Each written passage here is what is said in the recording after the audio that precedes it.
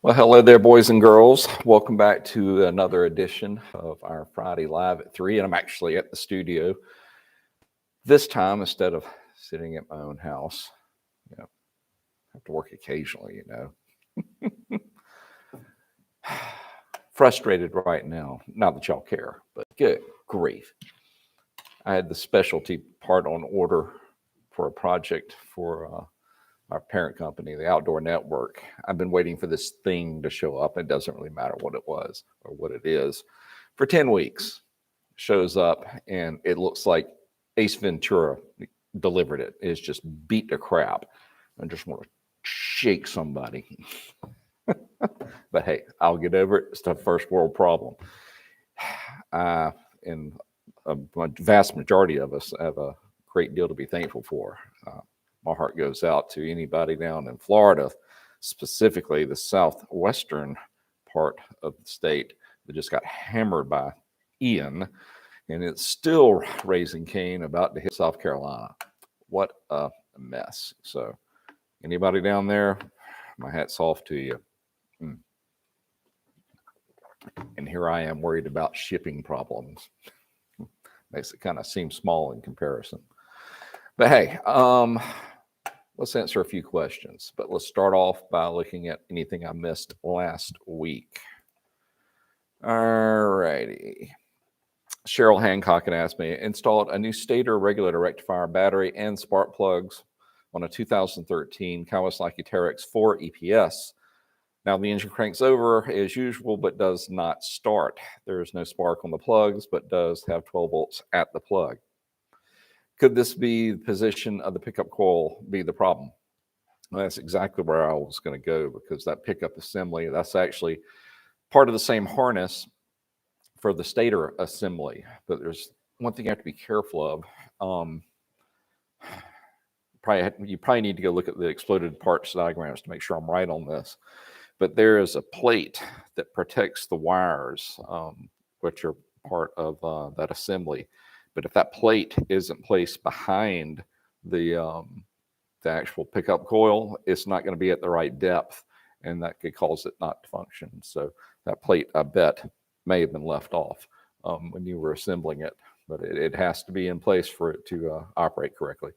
And I don't think you can reverse it, because I believe the stator or the rotor itself would actually eat into the backside of the cabling. But take a look, make sure that plate's in the correct place, and then go from there. And if it is, then you might have a defective actual stator assembly. So let us know.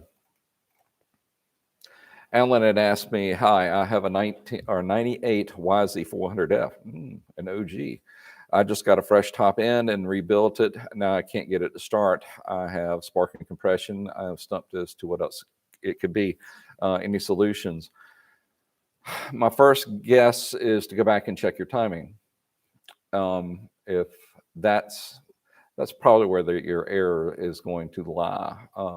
Make sure that you're actually at top dead center compression for for that particular stroke. Otherwise, the engine's going to be very confused. A couple of teeth off, it would cause it not to start. That may be possible, but that could also potentially,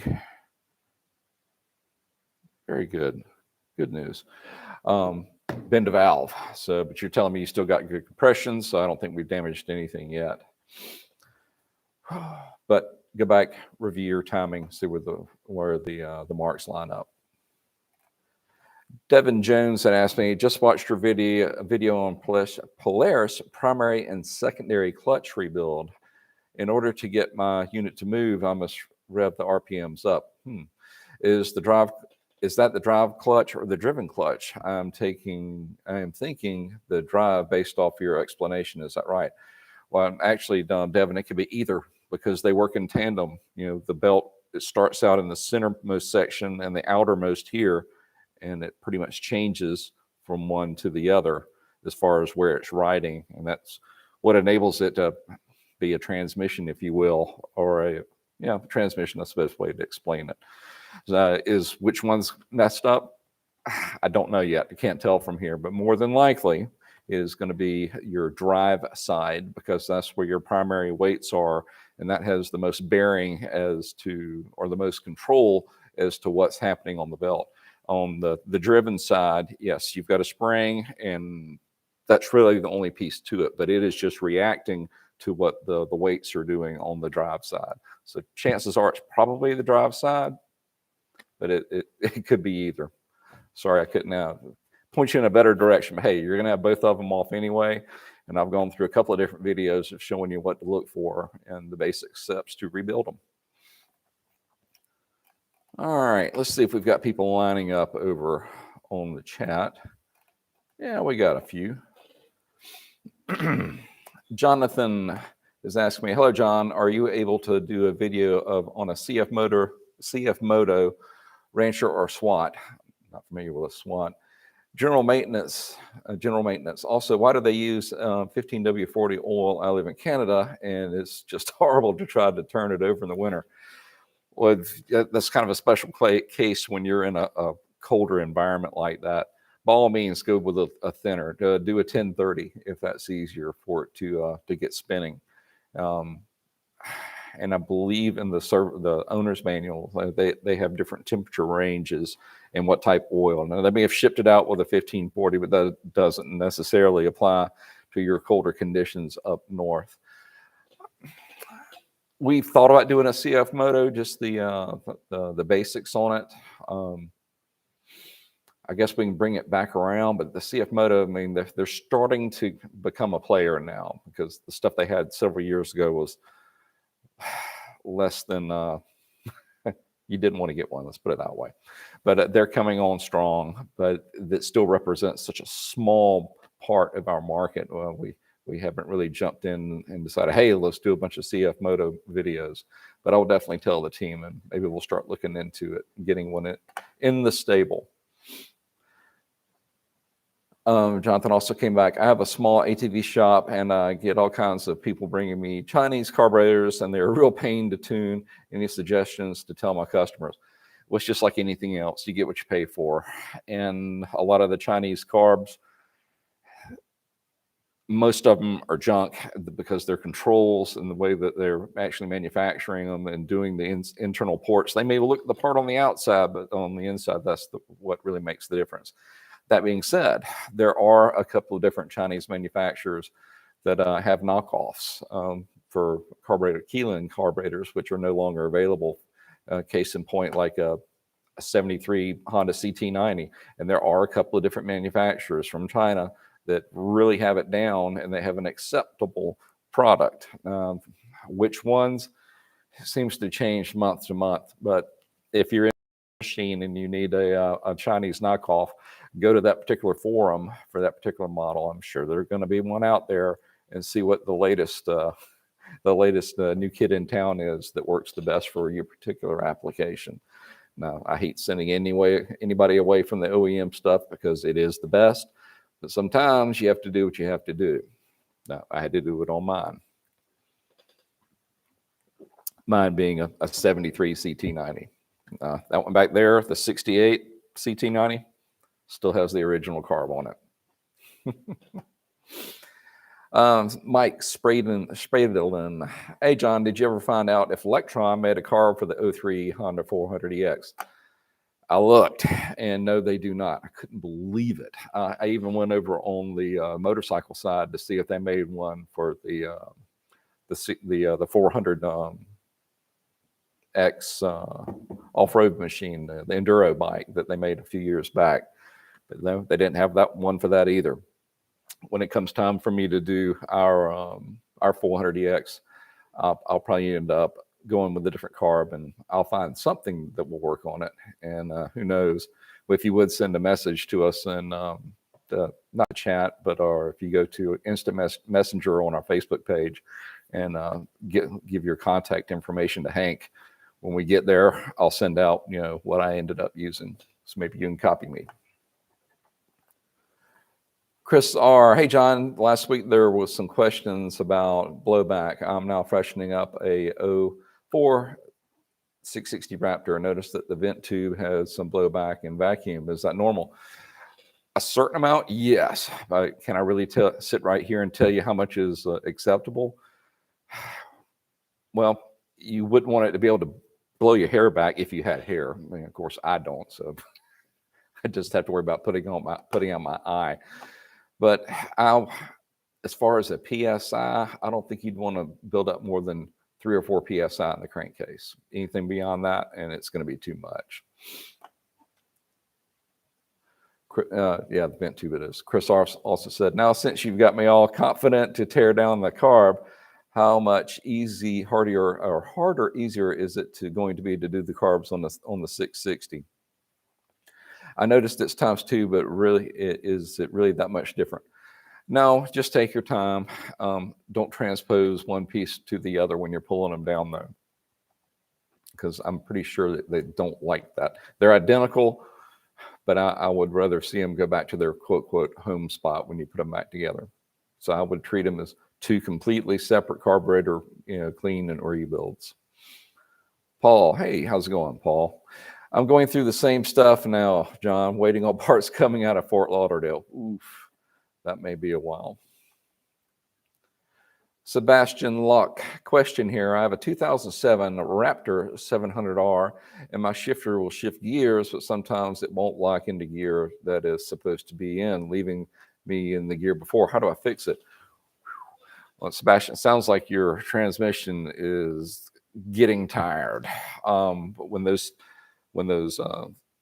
splines lock in, I mean, they're supposed to stay there, but if they've got a bunch of worn edges that they have less and less to grab onto, and then they pop out and just pops the gear out on the shaft and throws it back to the other cog, and that's what you're experiencing. So to fix it, you're probably gonna have to go into that transmission. But if you go to the right section in the playlist for our Raptor 700 build, I can walk you through it, because we built that one from the crankshaft all the way up, and I'm fairly certain we have a video that just is, we've got full length, which is like 1 hour and 40 minutes. Believe it or not, that's our #1 video, our most viewed video. But I'm pretty sure we had it broken out to where I can walk you through just doing the transmission. So check it out, see if we can walk you through it. Aaron Caples, hey John, glad to see you again. Well, good to see you too, or at least your emoji. Well, not emoji, your avatar. Is that the right word for that? Mark Herritzkovich. Hey, John. So my clutch just went out on my 09Y FZ450R fuel injection. We have the exact same machine, or my son has the same machine. I'm going to do the big 3. Rosser FCI Vortec. Go with an OEM clutch setup or aftermarket. I don't want to race or anything crazy. If you're going to go in there and do the clutch and the basket, I would seriously take a look at one or 2 options, either the Wiseco unit, or you can look at one from Yamaha, OEM quality. There's the GYTR series, which is an upgrade. I'm trying to remember if we did a clutch on Brantley's machine. Maybe we need to. But with the more advanced, especially the base basket of it, the tolerances are just a little bit tighter, and it is so much smoother than just a factory setup. I know you don't race it, but hey, how many people really do? But it gives your hand a break as far as the tension required to pull it in and engage and disengage your clutch. So that would be my 2 suggestions, either the GYTR or the Wiseco unit, either one. Mark came back, just some trail riding or dune riding 3 or 4 times a year, thanks to advance. Well, as I said, if you want something a little bit smoother, look at those 2 alternates. Quickie 377, I have a 2017 Polaris Sportsman 850, and the screen flickers on startup and when I jiggle the key. I replaced the ignition and battery. Grounds, fuses appear to be okay. Any suggestions? With that gum, you just went through everything that I probably would have gone through myself. So I wonder if we're having so it just flickers on startup.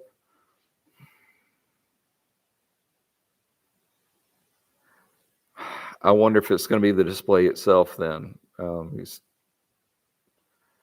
You're saying that when we jiggle the key, it actually gets worse. Well, I would have guessed the actual key switch itself, but you've already done that.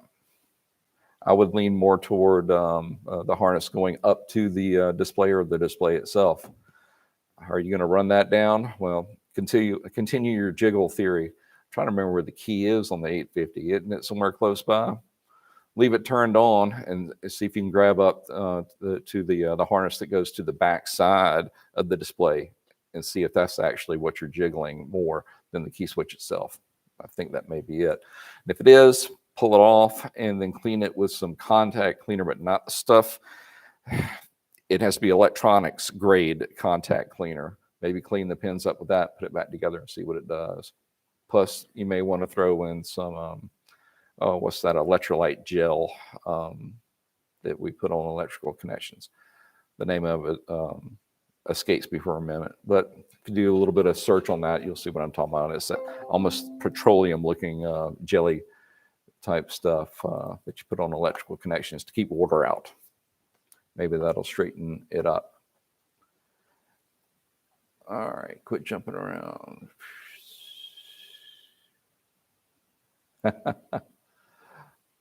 Oh, where'd you go? Good grief. All right. Arlen Caples. I have a 2001 Honda Rancher 350 ES 4x4, great machine, that I'm doing a brake job on. I cannot get the axle nut off for the rear wheel. Oh boy, I know about that one. You're talking about the jam nuts that go on there.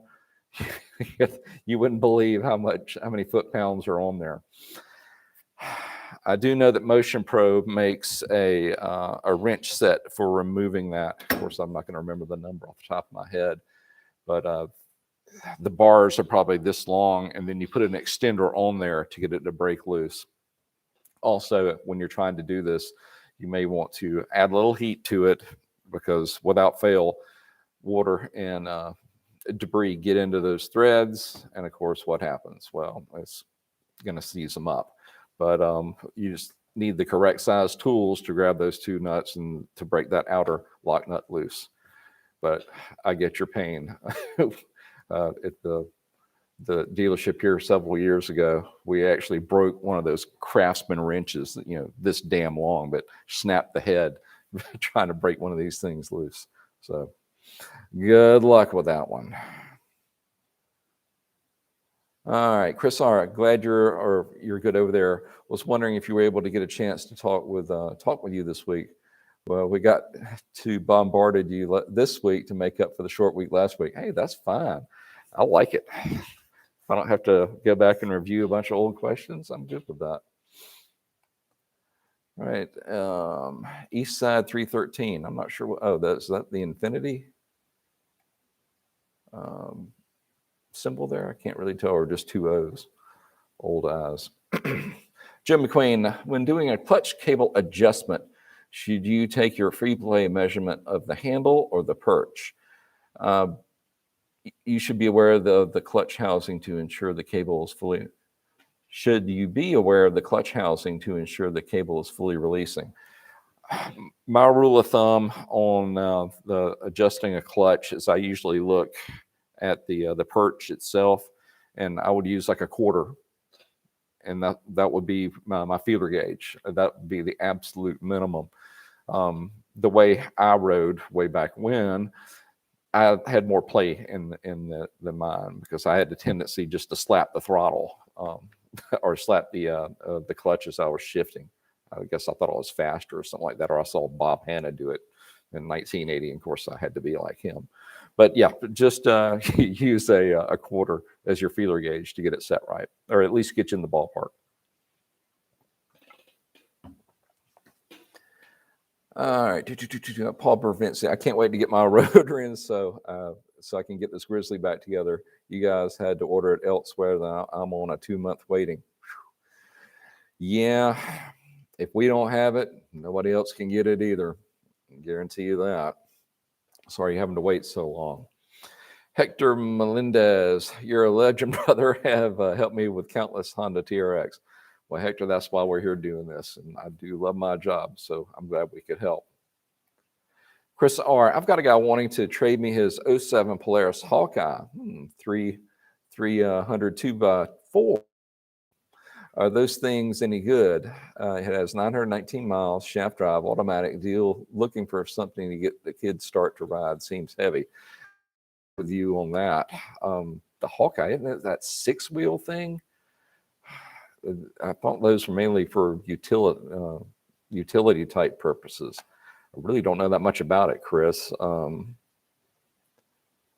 I would imagine it seems very heavy, and especially for a kid. I don't think I could recommend that one. I think I'd go with something a little bit smaller. Chris R., but John, you told me not to buy that Chinese carb from Amazon and made me rebuild my Keelan carb. How dare you? Hey, if you've got one to rebuild, go for it. But the case with mine, it was lost. Not by me, somebody else. Related to me, looks a lot like me, acts a lot like me, has the same last name. But I'm not going to say who that was. Chris, where'd you go? Oh, dielectric grease. Thank you, whoever said, who kicked in on that. All right, Chris Nolson. I bought a Honda 700XX to fix. Bearing in the cam failed. Ouch. Busted up the piston, etc. Found metal shards in the bottom of the case. Should I replace all the bearings? If not, how to clean them? If you can replace all the bearings, they're available, do it. With that kind of catastrophic failure, I guess the only good part of this is it didn't circulate all that metal for very long. That being said, you would have to be very thorough in getting all those little its and bits and pieces out of there. And it's really difficult to do, especially on a bearing. I've done it before with bearings that were just in LA. And we used just a parts washer. And I would actually get the bearings to spin and then also have a little air, because it's kind of messy, an air nozzle on a hose, lower PSI, and as it's sitting there spinning around, blowing air through it as well. That's the best I could come up with, because I don't know any other way to separate all that fine dust or that fine material away from the bearings.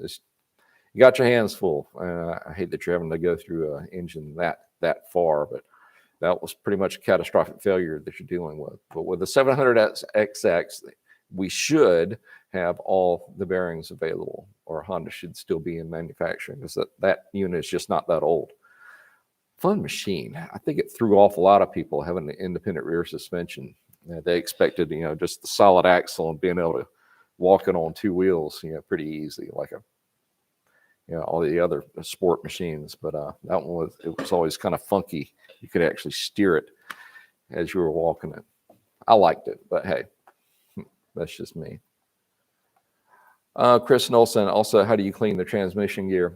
Same scenario. Parts cleaner, parts washer, and compressed air. They're your friends. All right, they just put in that for rebuilding the transmission. Jonathan, I have a customer that has a 2000 Bombardier Traxxter 500 that MPEM is bad. Tested inputs are good, and circuit traced the outputs to a dead pin. Any suggestions to swap an MPEM with another? You're going to have me a little bit of a disadvantage. I don't know as much about the BRP product as I do the Big Four, and along with Polaris. So I don't know if you have to actually change, when you change out the main processor unit, which I believe that's what you're referring to, if it has to be coded to your particular machine. I know that Polaris does it, so chances are BRP probably does as well. But that one, I'm afraid I'm going to have to. Oh, you said the NPM is discontinued or discounted. I'm thinking you meant discontinued, didn't you? I think if you would make a note of that for Jonathan's question, and then I will research it and see what I can come up with. Sound like a deal? We'll talk about it again next Friday. Yeah, Dalen and Paul are helping me out. Dielectric grease. That was the word I couldn't come up with. Mitchell Glover. Hey, John, first time on here, but I watch your videos a lot. So I have a 2011 KX250Fi, and the problem is the Kickstarter is stuck. What do I need to replace? Ooh. So you kick through and it just stayed down. Yeah, more than likely it's going to be that Kickstarter reduction gear on the inside of the case, or that outer case. So you're going to need to pull that apart and take a peek in there and see what got jammed up, more than likely.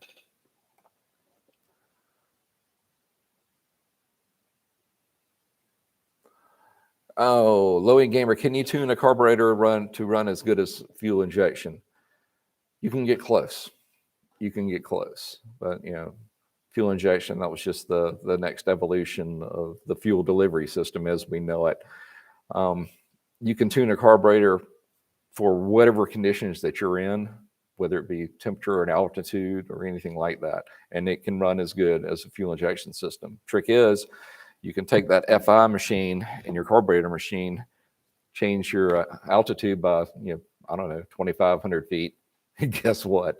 The fuel injection can already adjust to that carburetor. It can't do it on its own. It has to be helped. Chris R., the blowback.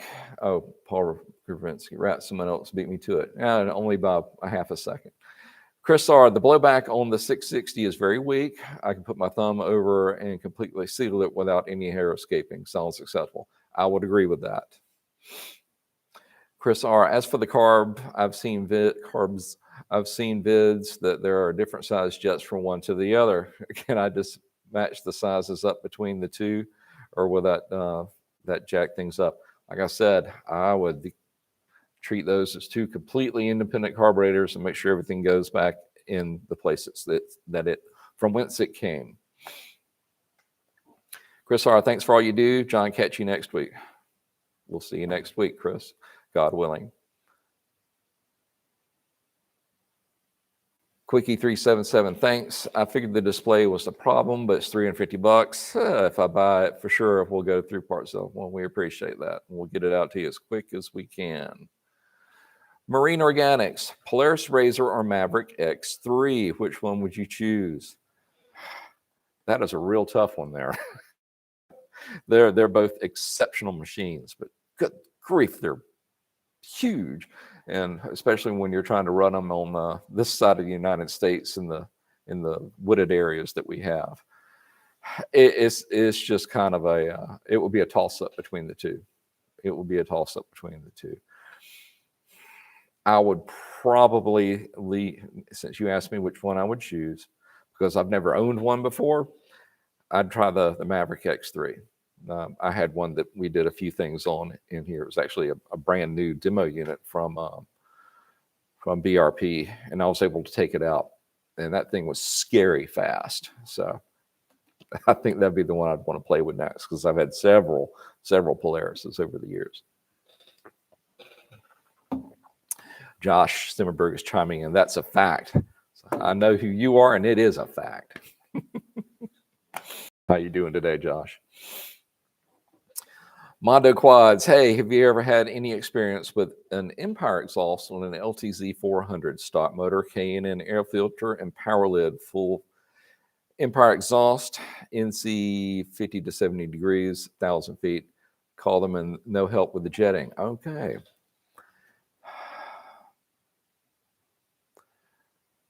You shouldn't have to change it that much away from stock. I'd probably come out a half turn on your air fuel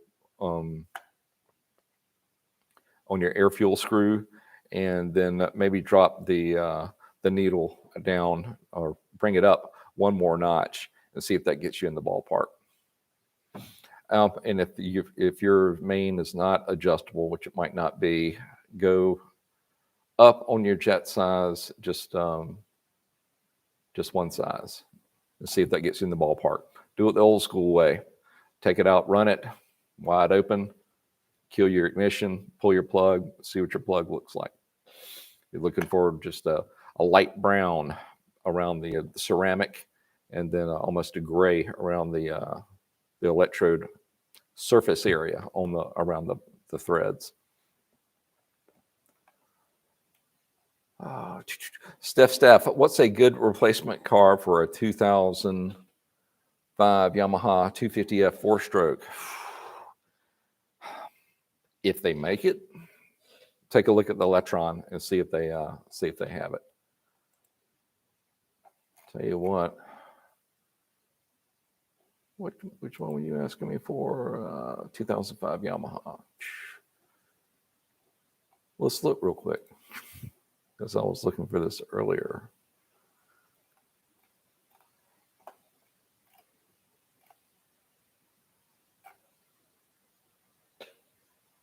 I believe that they do. So go check out Electron and see if they have one for your specific one. I only just glanced at it real quick, but I believe I saw the 250 in there. Wasn't sure about the year though.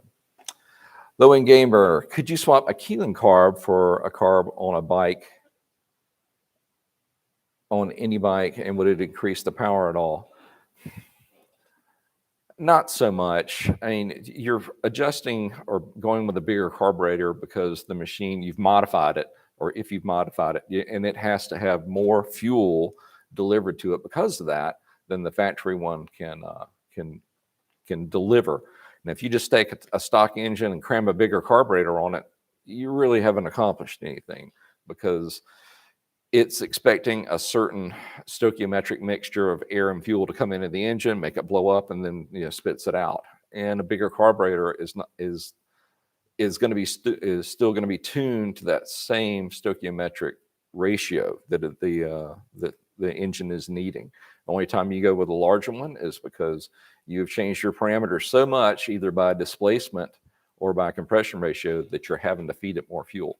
So no, it probably will not. Josh Simmerer, doing great, John. Happy to see you today. Great work as usual. Thank you, sir. Thank you much. Can't spit out the right words today. His hand, some of the names y'all come up with. 1977 TS460. It has a magneto. Oh, I don't remember the question. Did I skip over it earlier? Well, I have to come back to that one. Ricky Resendez, 2020 Sportsman 850. The CVT belt is loose. How can I fix that? Providing that your sheaves are still in good shape, go ahead and just replace the belt. Isn't that tough to do on that particular unit? It won't start. Well, that could be a lot of different things on that TS460.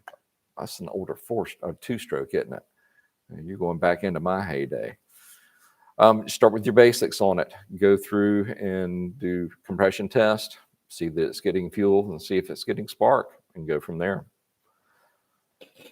Steve, what side-by-side would you recommend looking at reliability over performance, leaning towards Yamaha Viking? The Viking is a good machine. If you're really going to work one to death, my weapon of choice is the Kawasaki Mule Pro FXT. We have one that we ran in between these two buildings for 5 years pulling a trailer. It has over 15,000 miles on an engine that's never been opened up. And we beat this thing to death. So it has my respect. If you're going to work one, that is it. But just don't be in a real big hurry if you're driving it, because I think the top speed was like 42 or 43. But hey, that was fast enough for us. All right, one more question and then I'm done. We've actually gone long today at 3:34. Plus, I'll need to save some questions for next week. That's the last one with Steve. We'll do main organics. Could a bad rectifier relay Could a bad rectifier relay make my 400EX have no headlight and no neutral light, but I'm able to jump start the solenoid and get it going? I think you're talking about a starter relay, correct? More than likely, because you're saying you're able to jump the solenoid and get it going. No, there's going to be two separate circuits. On that one, there's the fuse box on the 400EX. And it only has like 3 or 4 fuses in it. Go in and check those with your test light to see if you've got a blown fuse or not. I'm betting it's going to be in there. All right, guys, I almost caught up with you. Man, y'all ran me today, and I like it. But I am going to call it a day because my girlfriend is about to land at the airport, and I'm going to go pick her up. I haven't seen her in 10 days. So party on tonight, kids. Boy, I way outkicked my coverage with this one. She is far better than I deserve. Well, listen, guys, thank you for all the great questions this week. And God willing, we will jump in and do this again next week at 3 o'clock. Y'all have a great weekend, a great week, and God willing, we will see you Friday at 3. Y'all take care.